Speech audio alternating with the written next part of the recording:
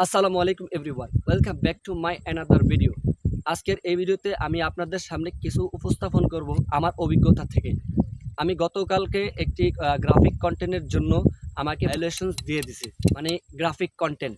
আমি প্রতিদিনই ভায়োলেশনও চেক করি, রিপোর্টও চেক করি, কিন্তু কোনোরকম আমার ইস্যুস থাকে না। দ্যাটস ওয়াই হচ্ছে আমার সমস্ত সব কিছু ফেসবুকের রুলস মেনটেন করে আমি ভিডিওস আপলোড করি।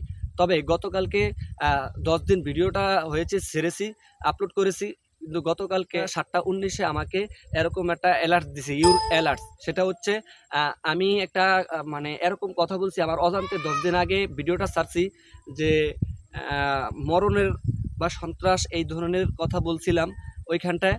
তবে আমাকে সেই ক্ষেত্রে গ্রাফিক কন্টেন্ট দিয়েছে, অর্থাৎ ভায়োলেশন দিয়েছে। আমি মনটা খুবই খারাপ হয়ে গেছে।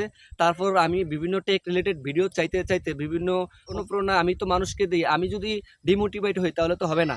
সেই ক্ষেত্রে আমি নিজেকে স্ট্রং করে বিষয়টা একেবারে হালকাভাবে নিলাম যে না, এই বিষয়ের উপরে একটা ভিডিওস আপলোড করব।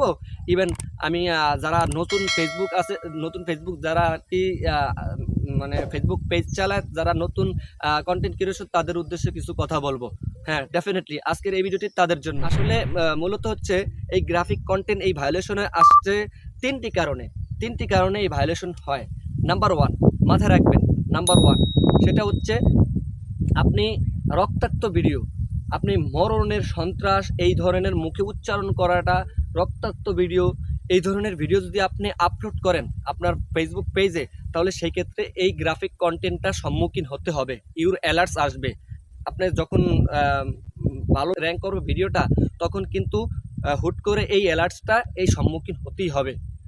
Number one. নাম্বার টু, আপনার যেমন অ্যানিমেলস, পাখি এই ধরনের, এরা আপনারা অনেক সময় দেখা গেছে কন্টেন্ট ক্রিয়েশন যারা আছে তারা পাখির ভিডিও করার পর তাদের ভিতরে অনেকটা ঝগড়া ফাসাদ লেগে যায়, মানে পাখির ভিতরে। তো এটা ফেসবুক রোবোটিক্স, তারা তো মানে আপনার আমার মতো না, তারা তো ভাববে এটা পিটাপিটি, মারামারি। এই কারণে ফেসবুক আপনাকে গ্রাফিক কন্টেন্ট দিয়ে দেয়, অর্থাৎ ভায়োলেশন দিয়ে দেয়।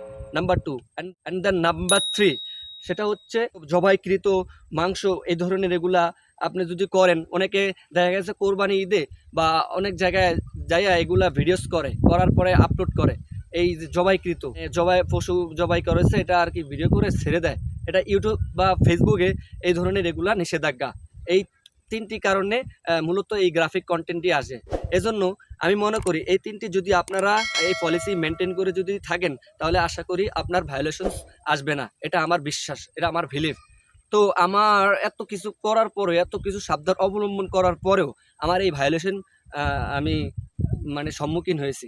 এর জন্য তাদের মানে যারা ফেসবুক আর কি কন্টেন্ট ক্রিয়েশন, তাদের উদ্দেশ্যে এই ভিডিওটি। তো ভিডিওটি কেমন লাগলো আমাকে জানিয়ে দিন, আর এই ধরনের ভিডিও মানে চান কিনা আমাকে জানিয়ে দিন। তো টাটা, বাই বাই। ও ভালো কথা গাইস, আমার ফেসবুক ভায়োলেশনটা কিন্তু আজকে সকালে চলে গেছে। আমি কালকে রিপোর্ট মানে আবেদন করেছিলাম, চলে গেছে সকালবেলা ভোরে। তো এটা বলতে ভুলে গেছি।